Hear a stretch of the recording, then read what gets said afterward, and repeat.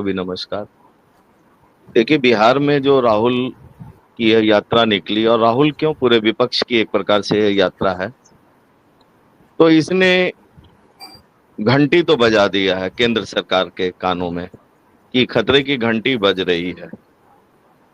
और इसलिए आनन फानन में यह बिल लाया जा रहा है 130वां, जिसके जरिए 30 दिन के बाद कोई भी मुख्यमंत्री नहीं रहेगा अगर वो जेल में रहता है तो संजय ये जी, सीधे सीधे। हाँ, एक हाँ। एक एक एक चीज मैं मुझे याद आया, भूल नहीं जाऊं इसलिए हाँ, ये हाँ। जो बिल जो है, ये उत्तर के साथ साथ दक्षिण के लिए बहुत इंपॉर्टेंट है, क्योंकि भाजपा बहुत फोकस्ड है तमिलनाडु को लेकर के। और तमिलनाडु में के कई जो मंत्री हैं, उनके ऊपर मुकदमे हैं, और उनके ऊपर जो लिकर स्कैम की चीजें जो है वो दक्षिण में, काशी तमिल संगम और हाँ, तमाम चीजों के जरिए उनका फोकस है। बिल्कुल, तो माने वो बिल्कुल, हमारे बिल्कुल। दृष्टि से ओझल है, लेकिन साउथ जो है बहुत फोकस में। नहीं, आप बिल्कुल सही कह रहे हैं। और देखिए, तमिलनाडु पे मोदी जी का विशेष फोकस है। तमिल संगमम जो कार्यक्रम है, उन्होंने वो इसीलिए शुरू ही किया था। सेंगोल की जो पूरी अवधारणा है वो शुरू किया था। तो देखिए, उनको यह पता है कि तमिलनाडु में एक बार अगर भाजपा अपनी पैठ बना ले जाए तो बाकी साउथ के राज्यों पे, वहां पे अपनी पेनिट्रेशन करना आसान हो जाएगा, वहां पे कब्जा करना आसान हो जाएगा। और तमिलनाडु में हकीकत ही इनका वोट परसेंटेज आप देख लीजिए, बहुत तेजी से इन्होंने आगे बढ़ाया है। तो देखिए, बात ये नहीं है, बात दरअसल जो मौलिक प्रश्न यही उठता है कि ये जो विधेयक लेके आ रहे हैं, इसका उद्देश्य क्या है।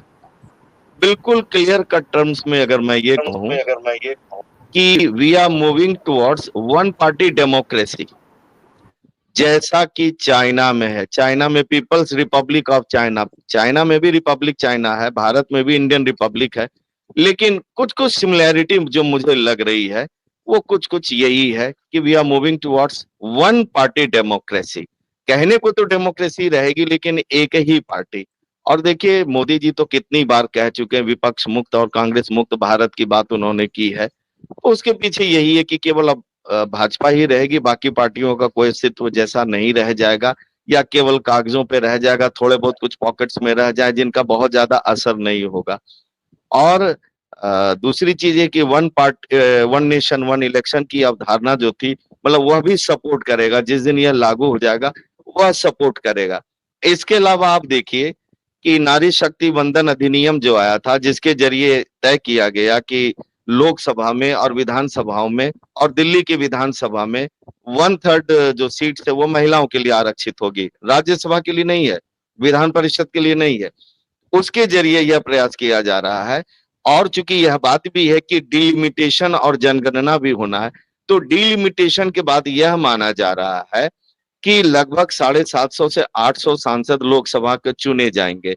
और उसमें यह दक्षिण के जो प्रदेश हैं वो इस बात को लेकर लगातार सशंकित भी हैं, आरोप भी लगा रहे हैं कि उत्तर भारत के राज्यों में संख्या बढ़ जाएगी और दक्षिण भारत के राज्यों में संख्या उस हिसाब से नहीं बढ़ेगी।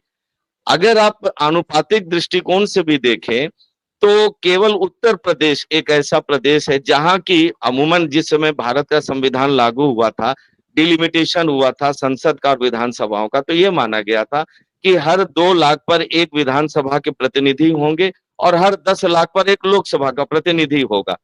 तो केवल उत्तर प्रदेश को देखिए जहां 80 और 403 का है, जहां पे 5 वो एवरेज बनता है।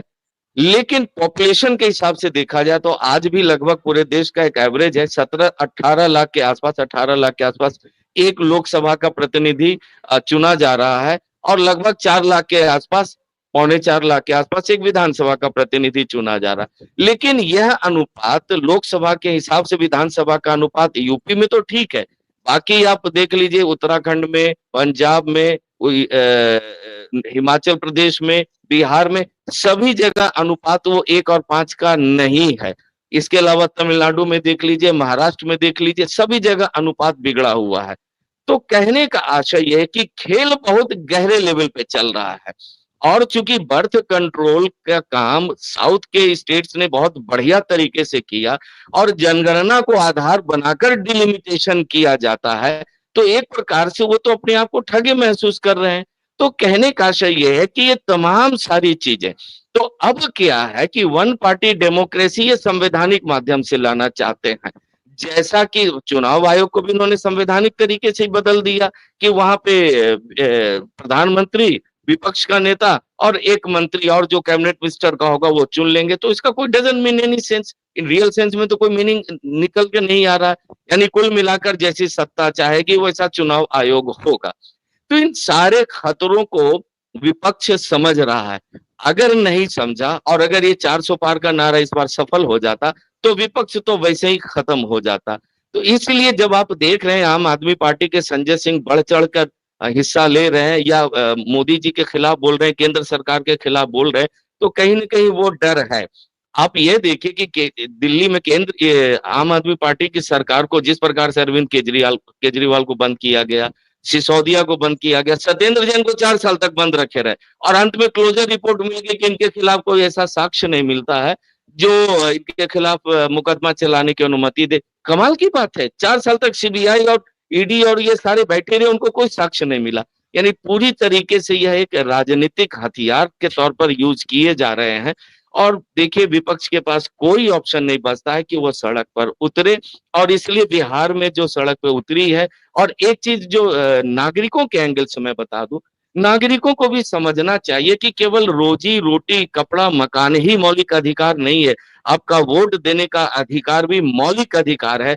और किस प्रकार से संस्थागत तरीके से, संवैधानिक तरीके से आपके इस अधिकार पे जबरदस्त चोट पहुंचाई जा रही है, वो चोरी किया जा रहा है और आपके मन को यह संतुष्ट किया जा रहा है कि नहीं नहीं ये तो सब नॉर्मली संवैधानिक तरीके से हो रहा है। यानी संविधान के नाम पर पूरी तरीके से गैर संवैधानिक प्रक्रिया को अपनाया जा रहा है और इसलिए खतरे बहुत बड़े हैं। और इसलिए यह जो अधिनियम आया है ये पास हो जाएगा, उपराष्ट्रपति भी चुन लिए जाएंगे।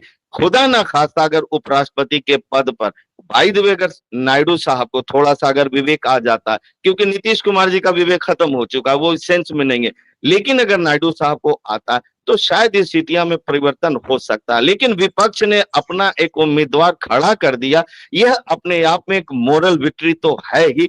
लेकिन बिहार में 74 वाली स्थिति तो मुझे लगता नहीं ही है। ये हेमंत जी ने बात बिल्कुल सही कही, लेकिन प्रफुल्ल जी ने एक बहुत अच्छी बात कही कि 74 तो तभी हम जाने जो 77 का मैंडेट आया। ये बहुत खूबसूरत बात इन्होंने कही है। मुझे भी लगता है कि शायद 25 को हम कैसे याद करेंगे भविष्य की राजनीति में, वह बड़ा महत्वपूर्ण होगा कि 26 के तौर पर या 29 के तौर पर या 31 के तौर पर कैसे देखते हैं, वो आने वाले समय में शायद चीजें हम लोग को बेहतर तरीके से पता चलेगी। जी वोरा साहब। एक एक मिनट की टिप्पणी